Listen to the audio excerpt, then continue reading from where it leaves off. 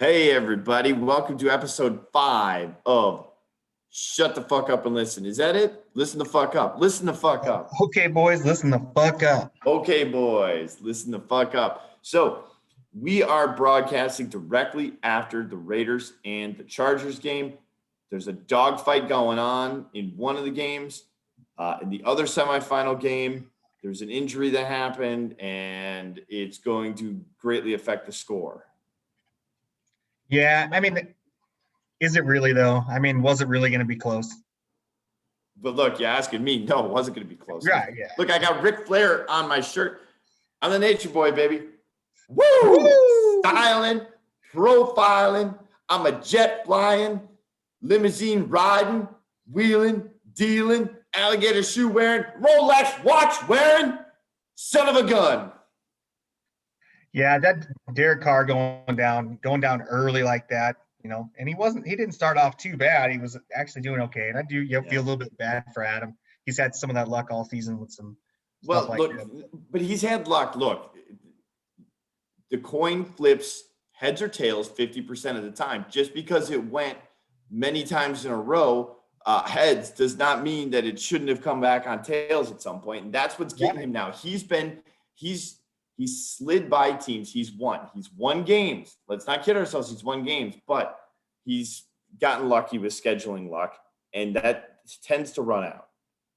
It does. I mean, and I don't necessarily think it was going to be that close. I had the biggest bet in this whole thing. I needed him to do well, and he let me down, but it is what it is. I just 2.12 points out of a starting quarterback. That makes it really hard to win unless you have Kyler Murray break his leg before the game or right at the start of it or right. Something. I mean, one of your guys is going to really have to shit the bed, and that's hard to shit the bed worse than a 2.12. So it's our league is it's the final 4 teams, so you're gonna have a high score coming out of the games. You got to score. You can't have an injury. It's hard to overcome. I shouldn't say you can't, but it's hard to overcome. And he was already dealing with Ronald Jones going down. That was his second string running back behind Aaron Jones. So Rojo's out, and then losing Derek Carr in the middle of the first quarter. And he's got Raheem Mostert, and he's hurt. Nobody knows if he's going to play. And if he doesn't, I mean, if Mostert doesn't play, then he's going to have a hard time breaking 150 points. Yeah, it's sad to say it'll be the semifinals, and this may end up being his lowest scoring game of the season. Yeah, the number one seed, and then he gets his bye week, and this happens to him. And that's fantasy football, man. It sucks. That's fantasy football, Life's not fair, but look, let's look at the other game, all right? Let's stop feeling bad for Adam. Let's start talking about Dave and Rob, because Darren Waller, 30 points, man, out of a tight end. I mean, is there a better tight end for the money this year than Darren Waller, or was Dave the best at paying for a tight end this year? I mean, value-wise, I think Darren Waller, obviously, right there. I give myself, I have Travis Kelce. Normally, I have Travis Kelce. I got Kittle right now, but Kelsey's leading the league in receiving. But for the price, I'm paying double the price, right? So yeah, I mean, look that 45-point game. That's a 200-yard game out of a tight end. What in the world? That does not usually happen. The funny thing is $15 salary, $15. He's got a really interesting story. Do you know his story at all? I do. I remember some of it, and he went through a bunch of stuff with drug problems, and he had some addiction issues, man. And he played at Georgia Tech, so they probably caught 4 passes his whole career at Georgia Tech. And then he comes in the league, and the Ravens are like, "Damn, you're good." Right. Yeah. No. It's a cool story. And then it sounded like when John Gruden got there and saw him out there on the practice squad and said, "Who the hell is this guy? Get him over here. Get him over onto the team." And then, man, he's been lights out. And $15. Dave played that really well, because if I remember right, he didn't get put up for auction until fairly late. He was late. Yeah. Waller was late, and Waller came in after Mark Andrews, because Mark Andrews was the guy I very much wanted. Yeah. Being a Chiefs homer, I wanted Kelsey the whole way, and I was willing to pay for him. And I felt good when Kittle went for 77 and I got Kelsey for 75. That was higher than I wanted to spend. I originally went in there thinking I was going to get him for 55 to 60 bucks, but those bids went up and then adjusted from there. And I really wanted to get Darren Waller, but I blew my money early. Yeah, there's only so much you can do, and that was the whole thing with the draft. Once you spend big money, you got to be responsible with your money from there on out. Yeah, let's look at the matchups. Let's see who. So we got these guys, and obviously this was actually a lot closer until overtime. Like Yeah, it was like 48-30, and then that the end of the fourth quarter and overtime really got Red Leader a boost there, got him back up to a little bit of the lead because Dave had half the points with a quarter of the players at one point. So Justin Herbert getting a touchdown right there at the end, the little rushing touchdown, boosted him up. That last drive, that big long throw, and then the rushing touchdown took him from like 19 points to 28, basically. So yeah, it's going to that's be a a tight big matchup. difference. You got James Robinson going against Baltimore. You got to like that matchup if you're Dave. Right. Yeah. I mean, that's Baltimore's been a pretty stingy defense. So for against the run, it's going to be interesting to see. James Robinson, though, has been fairly consistent.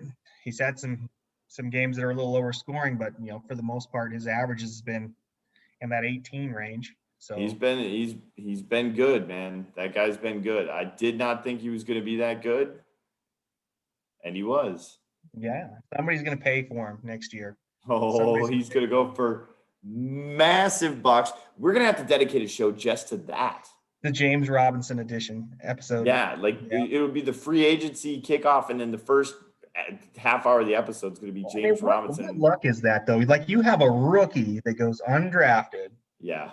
And he gets picked up, and next thing you know, he's going to be potentially, I mean, if he figures out a way to keep this guy and he pays the money to keep him, he would be the highest paid player in the league.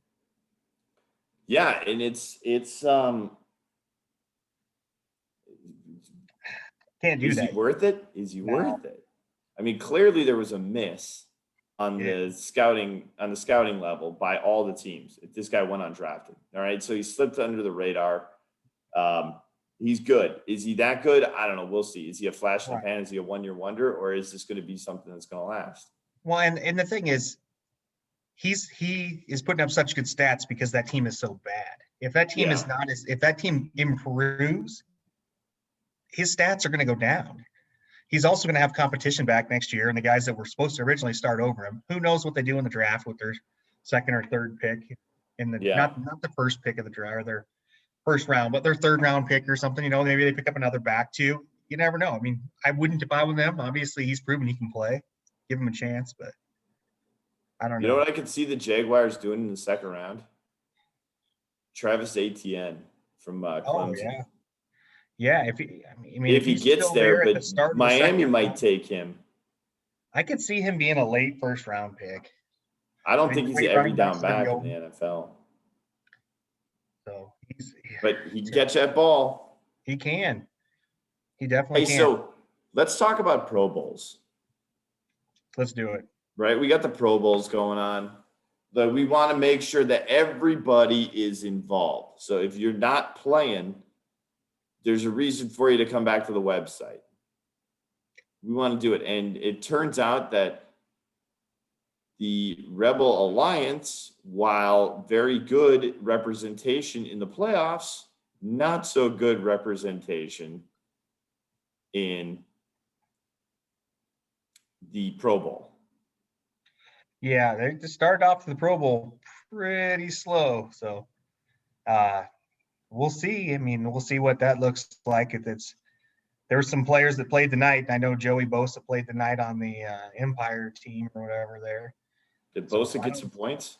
Bosa started off slow. He hadn't had any points, and I think he ended up with like 8 or 9 points. Really? Who owns Bosa? I want to say that No, I think Adam owns Bosa.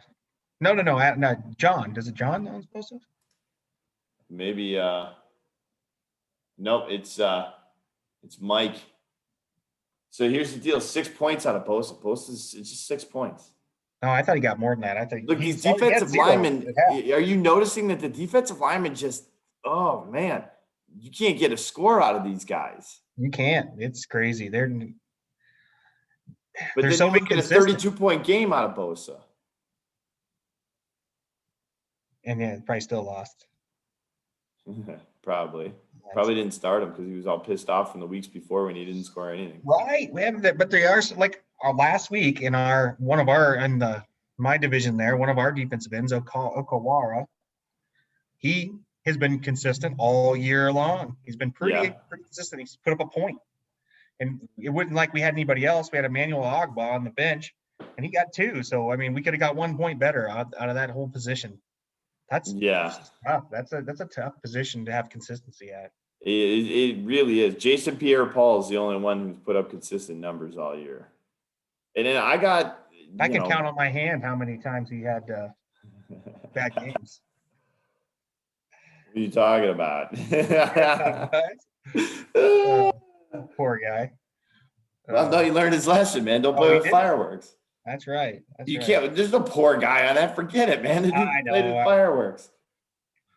But So as we're talking about this Pro Bowl, I mean, we look at the players on here. There's a few names that stand out, right? That didn't really play a whole lot this year. well, that's a great point, right? Do they deserve to make it? You look at my division in particular, and you've got Austin Eckler and Christian McCaffrey. Are they good players? Yes, absolutely. And of course, we'd want them on the Pro Bowl. But did they perform in 2020 to the level of the Pro Bowl? I mean, you got to look at the highest scoring players regardless of who they are. It's just you got to reward the players who scored the most points. Shout out to Dave for all of his spreadsheets, man. Look at all He's this. always on it. He's always on it. I agree, though. We went back and forth on the rules committee, and I got outnumbered. I think there needs to be a minimum games. They didn't You want to pick do the that. highest points, man. Pure and simple. You pick the highest points. I agree. Look at that. He's got McCaffrey and Eckler. Neither one of them scored 100 points. I can give you a dozen, guys in each division that scored more than 100 points. Yeah, but there they are, right? I mean, I don't know. Like, I think we need to definitely look at a change next year, but it's going to be a hard thing to push through. We talked about possibly doing just 1 pick from the coaches and like 3 picks at each position for the auto picks, and then that way maybe it limits some of this, and we don't, and then have a game minimum. Like, that was my idea. Like, let's have a game minimum. Like, you had to play so many games to even qualify. And then if you still absolutely feel like you need to put that guy in there because maybe he came back late, but he had a strong run and put up a lot of points. Maybe, but realistically, my thought process in the Pro Bowl is that it's more about who did the best the whole season to get you into the playoffs, to get you right there on the cusp. I was tempted to put Jamal Adams into the Pro Bowl for the same reason. It's like if Jamal Adams is healthy, he's going to be scoring a ton. Well, he doesn't deserve it because he didn't play a bunch of games and he didn't score. Right. So I'm just looking through here. And before you get to Austin Eckler, you have 27 running backs that scored more points than them that did not make the Pro Bowl. Yeah. Is that Yeah. Josh Jacobs right there that did not make the Pro Bowl? How? That doesn't make sense. It's the 8th highest scoring overall. I mean, just in highest scoring Rebel Alliance. Yeah, you got Josh Jacobs, you got Kareem Hunt, Chase Edmonds, Todd Gurley, Jerick McKinnon. I mean, all those guys are more deserving. All those guys are more deserving, period, point blank. Yeah, that's tough. That'd have been like if I'd have put Saquon Barkley on there with you playing like 2 snaps. Not that he was going to play, but like it's exactly it. It's exactly it. I don't agree with it. You got 3 people on this podcast that don't agree with it. I'm sure we're going to get some feedback that doesn't agree with it because that's what it's there for. And it's like, look at it and they're making business decisions, right? They want to win. They want to win. And is there anything wrong with that? That's cool. That's, that makes the Pro Bowl, because the Pro Bowl, the real Pro Bowl is a joke, right? It is. And this is a way for us to make it more competitive. So I see it from their point of view too. I do. I mean, those are the real glaring ones. I mean, you want to see bragging, you want bragging rights. I get it. I want bragging rights. Look, I mean, we already have bragging rights. 3 of the 5 playoff teams were our division. So, I mean, it's hard to get more bragging rights than that. But then you look at it, and to me, it's funny because our division's getting smoked over the other divisions in the scoring. I look at what, Dave, what's your division? The Empire division? No. Yeah. Empire? Yes. All right. Tell me, who are your 3 starting wide receivers on your team this year? That would be Devontae Adams. That would be Calvin Ridley, and it would be DeAndre Hopkins. Yeah. Gotcha. Who are your 3 starting wide receivers in the Pro Bowl today? That'd be Devontae Adams, DeAndre Hopkins, and Calvin Ridley. Oh, so your wide receiver core, and then Darren Waller. So Dave's team is like carrying his freaking division. Look, this is stars. This is what Dave wanted. He wanted the stars. Waller, he couldn't have counted on Waller being one of the stars, but he paid big bucks so he could have DeAndre Hopkins, and he paid big bucks so he could have Devontae Adams. It paid off. Yeah. Nick, if we do end up meeting in the championship, it's going to be a meeting of 2 very different philosophies. It's the Yankees versus the Oakland A's. Oh, exactly. With you with Moneyball and me with stars and studs and duds. Right.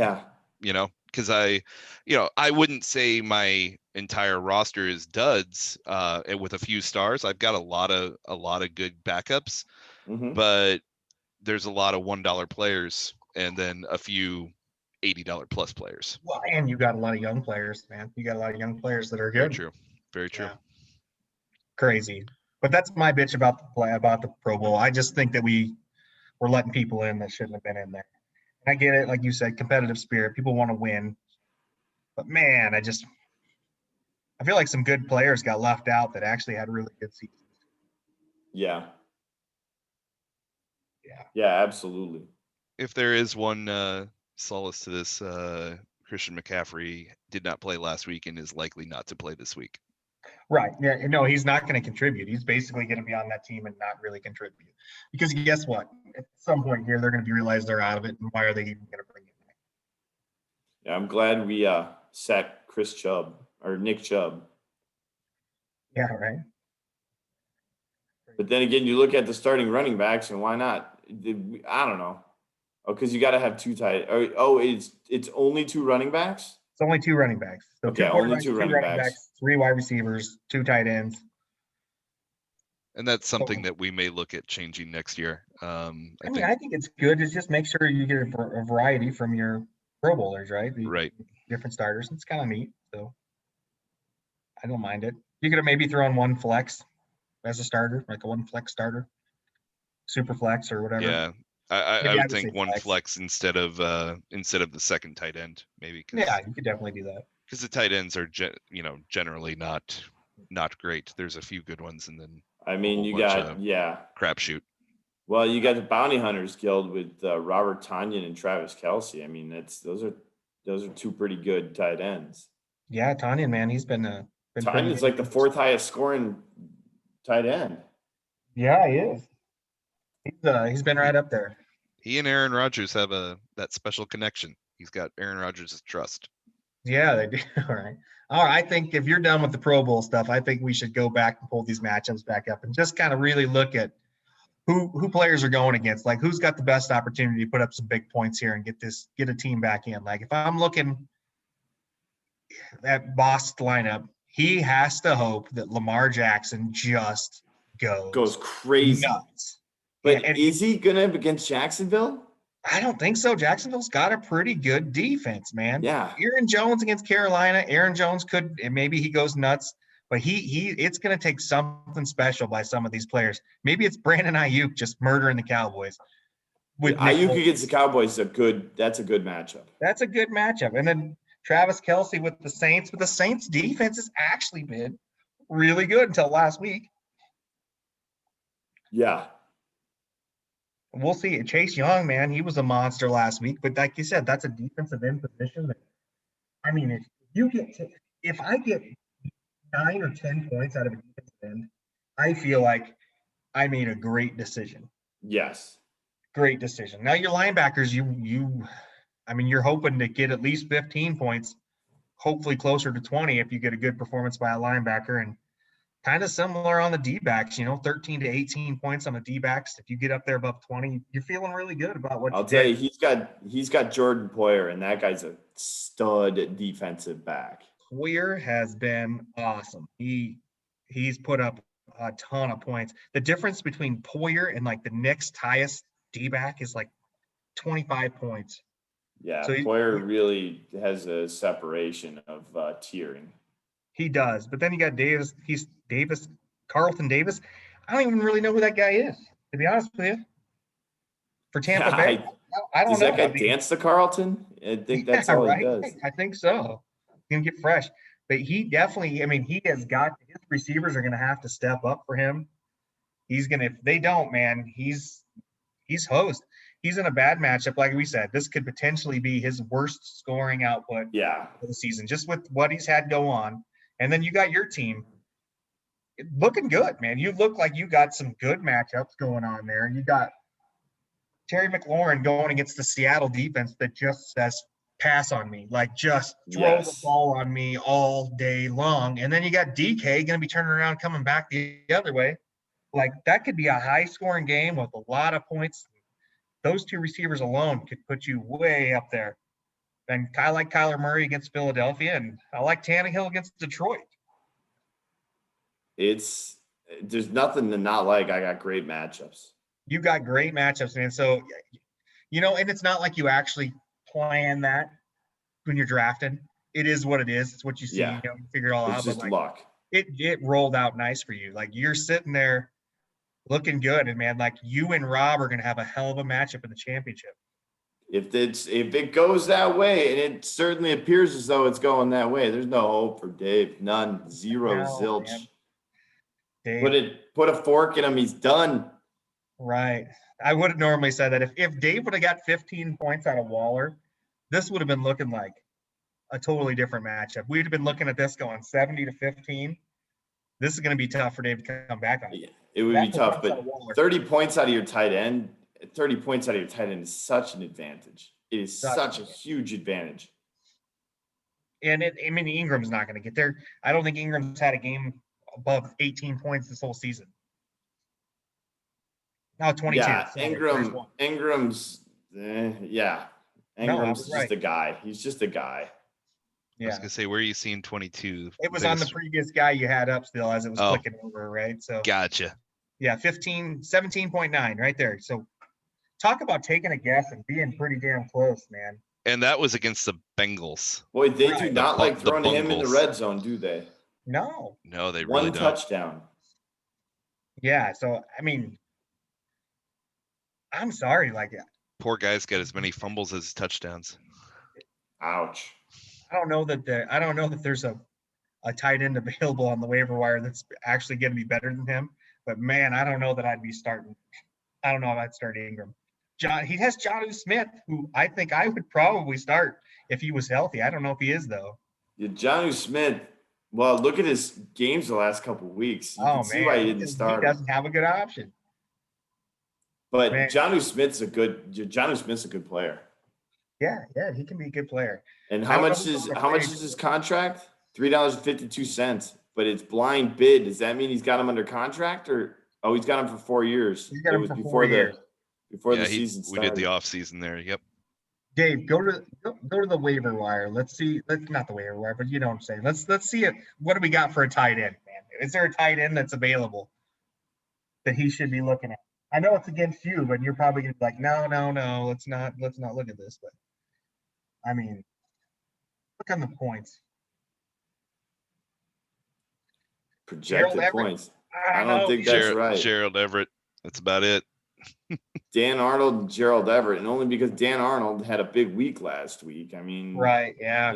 But that was an anomaly. If you watch Cardinals games, he's not No. doing that every week. So he's got nowhere to run. He's got nobody he can pick up. Nothing that he can do. So Like, I like Dawson Knox from Buffalo. Dawson Knox is a good player, but dude, I don't know what's going on with Buffalo. If you don't have Josh Allen, not even Josh Allen, if you don't have Stephon Diggs, what do you got on that offense? Right. Yeah. Trust me, I got both the stupid running backs. They suck. Oh man. If you go like this linebacker matchup between you and Dave and Rob, it's a pretty even matchup, man. I mean, Dave's got some a little bit bigger names, except for Roquan Smith has been a stud all season. Roquan Smith has been awesome this year. And then Hey, you Miles want to hear a Jack, funny he's story? turned it on. Yeah. Want to hear a funny story? So the girl I'm dating, I met her in May in Scottsdale at a club on a Saturday, but on Friday night, she went to a house party in Scottsdale that was hosted by Roquan Smith. Oh, there we go. Nice. And Roquan Smith was hitting on her friend, and her friend didn't hook up with Roquan Smith. It didn't work out for him. Wow. They got him angry. Got him angry in the blood, and he's taking it out on opposing offenses all year long. He's had, man. Yeah, the Miles Jack has come on. He's done a pretty good job. But Roquan Smith, man, he's a stud, and Dave's got some studs over there too. Bobby Wagner and Joe Schobert. I wanted Joe Schobert so bad. Dave, I've tried to get him off Dave multiple times this year. But he's good. Look at him. He's a consistent dude. He just tackles. He's a tackle machine, like we talked about in one of the previous episodes. You get a tackling machine right there, you put up points. Because that's the most consistent thing there is if a guy tackles a bunch of people. Yeah. And then, who was the best ever was, who's the guy from San Francisco? Patrick Willis. Oh, Patrick Willis was a tackling machine. He was a machine, and he would have so many tackles, and he would have destroyed it in this league. It's crazy. And then, you got to AJ Brown, the matchup, you look at it, Devontae Adams and Hopkins and Ridley. That just sounds like he should be having a huge advantage. But Tyreek Hill and AJ Brown, Allen Robinson, he scares me. Allen Robinson gets points, dude. Against Minnesota, they're gonna need points. Right. And Mitch Trubisky is real. Look what happened last week. That was the greatest number 2 pick in the history of number 2 picks. Yes, absolutely. And I think that this is going to be such a close matchup. I mean, I think, Dave, you have a little advantage right now. Your probability is 63% to win this. If you don't win this, because you blew it. It's because you blew it. It's because you suck as a coach. He gets too cutesy. Sometimes he gets too cutesy with his lineups. I guarantee you, in his head right now, he's like, Baker Mayfield, Jared Goff. Baker Mayfield, Jared Goff. He's going to choose the wrong one. You know what? I'll tell you what. I typically do those kind of things. I have not touched my lineup in 3 days. Ooh, it's going to happen. I'm pretty set with who I'm going to be starting here, unless somebody gets hurt in practice. That's the only reason I'd ever change anything. I'm feeling pretty darn good. I mean, I was going into this game. Got Goff versus the Jets. Oh yeah, he's going to tear them apart. Come on, yes. Well, maybe not, man. Now that they fired their defensive coach, so right. who knows? Maybe the Jets will come out fired up and beat the Rams and lose the number 1 overall pick and all that stuff. And then look at the break you got. Mike Davis back as a starter for you because Christian McCaffrey is not going to be playing. Just in time for Christian McCaffrey to get healthy next week. This is I love this. Well, but check who Mike Davis is going against. My Green Bay Packers. And guess what? Them up like Swiss cheese. And guess what? The Packers, if they have one flaw this season, it is run defense. It is run defense. They have no run defense. They don't. And who did I just hear? Their new Martin, their new linebacker, is out. So he is not going to play, and he's one of their few guys that can actually stop the run. So right. you know, you guys were talking about AJ Brown earlier. I heard he has an ankle issue and may Uh-oh. not play. Oh, He was doing individual drills during practice today, but did not look great. So that's kind of he'll scary just for put Rob. Will Fuller in for him. There you go. Oh, Oh, darn. damn. That sucks. Hey, by That's the too way, funny. I saw a rules suggestion saying, you know, we need a way to get suspended players off our rosters, whether they go to taxi squad or IR. I'm just going to tell you, Rob, straight up, I'm going to fight No. that No tooth and way. nail. Guess what? Not happening. It's a What we suspended say player. on That's these rules changes, we said it has to be unanimous, right? Right. No. There's no way. That's the bad luck it is when you take those low character guys. I mean, you know, they go to Well, Notre Dame, they're Right. just no good. Well, it sounds like that. But so now there's been multiple players on that team that have been suspended, and then some others. It sounds like there's something going on where there's a supplement that they've been told, but you know, it is what it is. They're all going to say that stuff, and Dude, I'll tell you you know, what, right? I take supplements. I take I take like protein powder and stuff like that, pretty much every day. These guys are like, oh, I didn't know what I was putting in my body. That's the biggest bunch of baloney. They know exactly what's going in their they body have at all times. nutritionists and trainers. They know what's going Their on. body is their machine. Their body is their ticket to their It's their money job. maker. Their body is Right? their paycheck, right? They know Yeah, exactly absolutely. what is going in. Yeah. Right. Absolutely.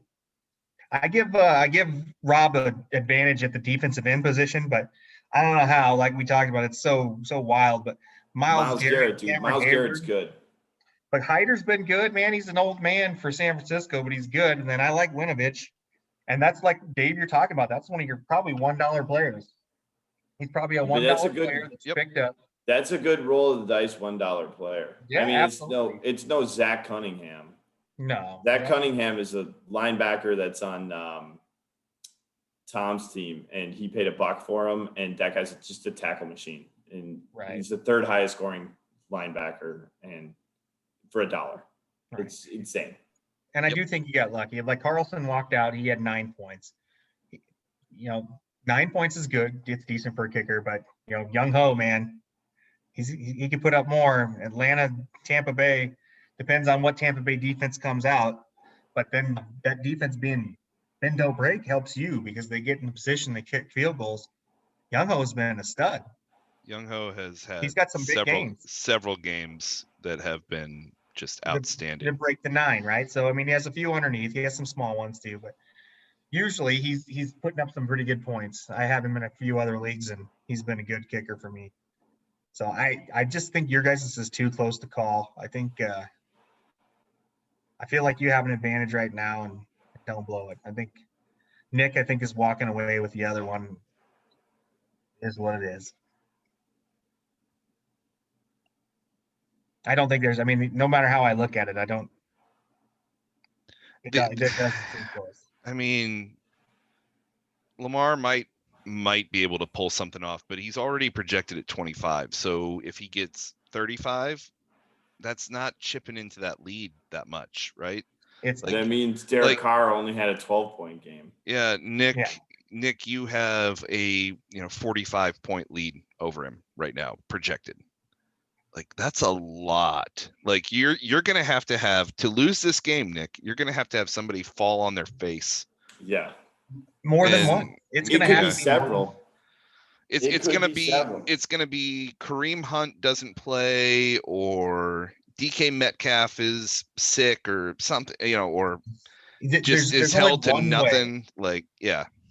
I mean, for Boss to win this game, your quarterback room is going to have to put up under a total of 40 points, and Lamar Jackson's going to have to put up 35 or 36 to make it close. So the quarterback's basically even out, and then he's got to beat you at running backs, and then he's got to have his wide receivers have hellacious games to stay close to your wide receivers. Your defensive teams you got an advantage defensive wise. I think you got quite a bit of a point projection over him. Come with your linebackers. He's got to keep it close there. But for him to win this game, your quarterback's got to stay under 40. He's got to have a big game, and it's like a 35-point game on Lamar Jackson. His running back's got to step it up, and his wide receiver room has to step it up. Yeah. If they don't, then it's over. Just looking at it on paper, I mean, it's over now. I mean, I predicted last week correctly that you'd win by at least 20, 25 points, and you blew that out of the water. This one, I'm going to say that Boss doesn't break 200 and that you break 250. A 50-point victory or more. All right. I'll 50 take point that. Dave's, my prediction on Dave's is I think we're going to come down to a nail biter. I don't think it'll be obviously as close as yours and Rob's game at a quarter of a point. I think You're it's going to gonna have be, just an I think it's gonna be 10 incredible. points or less. This is a game, and you could look. You know, you're going to look at what happens next week, and I'm not sure that I can live up to what either one of these two teams are going to put up this week. Right. It's going to be crazy. Does one of them have a breakout? I mean, and somebody gets in there. Here's the time for that 300-point week, right? Both of them have done it. Which one's going to do it this These week? two teams have both had 300-point weeks. They both had 300. Nobody else has come close. No. So here's the deal, guys. I'll tell you straight up. I have been nervous about this game for 2 weeks, and I will remain nervous about this game until the end of the game on Monday night. Until you can relax because you know you've got it won, because there's no lead that's safe. And not when Waller puts up when Waller put up 30 points. That's huge. I mean, I was literally pumping my fist in the air when he caught that first touchdown, and then just 150 yards, man. 9 receptions for 150. That's wide receiver numbers. Like those are big numbers. So Dave, we'll know your score by Sunday night, right? You don't have any Monday players. Correct. I have no Monday players. He's got 2, and Cameron Hayward, a defensive end, and I think one of his D-backs. And that's nothing to worry about. Cameron Hayward's not going to score more than a couple of points. So if you have a big lead going into that, Sunday night, I think you're all right. Bless you. Thank you. So here's where it currently sits. If these things go the way they project, I will have a lead all the way through Monday. However, he chips away at it pretty much the entire time. Did I miss something? No, I thought he only had 2 players. It was a defensive end and a D-back, but going on Monday. Let's take a look. This may not Cincinnati be fully and accurate. Pittsburgh, right? Yeah, so he's got Jesse Bates and Jesse Bates is good. Jesse Bates puts up points, dude. Mm-hmm. Jesse Bates is a 20-point player usually. Jesse Bates puts up points. He's only projected at 12.6 there, so. Well, I guess he's a 15-point player. He's bouncing between 15 and he's had a couple big games. But then again, against the Cowboys, who are absolutely terrible, he only threw up 9, and against the Browns, who aren't great, he threw up 3. So I see something. So I see something on there. 15. This is going to get off the subject a little bit, but the Steelers. What? The Steelers pass, dude. All they do is pass. So Jesse Bates is going to have a big game. They're done. They are done. The Steelers they've been skating on thin ice. They've been skating on thin ice this whole win streak. It's a joke. The Steelers are imposters, man. Like they are just done. They were never the team that they were, said to be, or what their record showed. No. I would agree. They're going to, obviously they're locked for the playoffs, right? They are going to lose in the first round. Absolutely. I want them to lose to the Colts, and I want the Browns to win out until they play each other in week 17 and have the Browns beat them and win the division from them. That'd be funny. Oh, that would be funny. No, it'd be awesome. It'd be crazy. Yeah, if they play the Colts in the playoffs, they're going to get smashed. The Colts are a good team. The Colts are good, yeah. But I think Frank Reich's a good coach, man. Yeah. Hey, should we wrap this up? Yeah, we need to wrap it up, I think. All right, we talked long enough. That's the end of episode 5. Yeah, that is it. That is the end of episode 5. Back next week, we'll be talking about the championship game and which teams made it in. We'll talk about COVID 2020 and whoever wins Robin Dave's game. Right. I think so. Like I said, 50-point win on yours, less than 10 points are going to separate Rob and Dave. Indeed. You heard it here first. All right, folks. We'll see you next time. See you next time.